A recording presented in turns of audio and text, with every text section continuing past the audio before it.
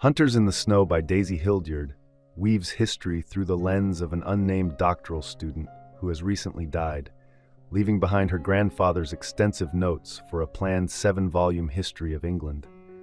Though he never completed the work, the student recounts this history through the lives of several figures: Edward VI, Peter the Great of Russia, Olaudah Equiano, and Lord Kitchener.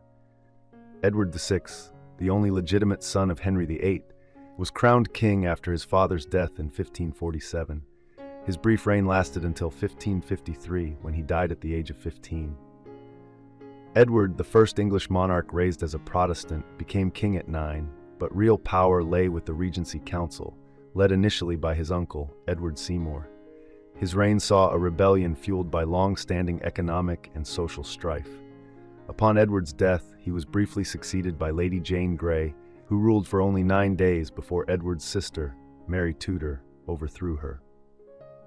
Peter the Great of Russia, who ruled from 1682 to 1725, is also central to the narrative. Hildyard focuses on his 1697 Grand Embassy, a year-and-a-half-long journey through Western Europe undertaken incognito to secure support for a war against the Ottoman Empire. While Peter failed to rally political backing, his travels resulted in a significant transfer of knowledge. He learned about Western shipbuilding, influencing the development of the Russian Navy, and his visit to Manchester informed his city planning efforts for St. Petersburg. Peter also adopted Western European customs, including changes in fashion, which furthered his mission of modernizing Russia. Olaudah Equiano, a former slave turned abolitionist, is another key figure. After gaining his freedom, Equiano lived in London during the late 18th century, adopting the name Gustavus Vasa. In 1789, he published his autobiography, which played a crucial role in the abolitionist movement. His work helped pave the way for the Slave Trade Act of 1807, which ended the British slave trade. Equiano was also a member of the Sons of Africa, a group advocating for the abolition of slavery. Through these historical lives, Hunters in the Snow examines the interconnectedness of history, personal stories, and the impact of individuals on the broader historical narrative. Olaudah Equiano's autobiography is now recognized as one of the first works of modern African literature.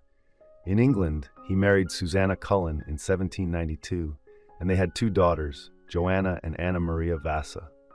Another key figure in Hunters in the Snow is Lord Horatio Herbert Kitchener, British Secretary of State for War in the early 20th century. Kitchener rose to prominence in 1898 during the British campaign in Sudan, and later served as Chief of Staff in the Boer War, 1899 to 1902. In 1914, he was appointed to his final position by the Prime Minister. In 1916, while en route to Russia to seek an alliance against Germany, Kitchener's ship, the Hampshire, struck a German mine, and he perished. Although his reputation had waned due to military failures in Gallipoli, his death reignited England's admiration for him, flaws and all. Hildyard uses these historical figures to emphasize a central theme of her book: the importance of understanding the past. The narrative explores how personal and cultural biases shape the way history is told. While Hunters in the Snow faced some criticism for lacking a cohesive plot, it was praised for its focus on historiography, the study of how history is written and interpreted. Another prominent theme in the novel is deception, which is explored both through the historical figures and the unnamed narrator. Though the historian grandfather Jimmy is named, the narrator, his granddaughter, remains nameless, adding a layer of ambiguity. This motif of deception also connects to Peter the Great's use of disguise during his travels. Hildyard's technical skill as a writer was widely praised, and the novel, though unconventional, has been described as blending fiction and nonfiction, with some autobiographical elements. In 2013, Hildyard was selected as one of the National Book Foundation's 5 under-35 honorees. She earned her doctorate from the University of London the same year, focusing on language studies. Hunters in the Snow can be seen as 2 intertwined books. The first recounts history through the lens of the 4 historical figures Jimmy researched, while the second offers a fictionalized autobiography reflecting the granddaughter's experiences on her grandparents' farm in northern England. I hope you enjoyed this video. Leave a like if you did, and and be sure to subscribe. Thank you.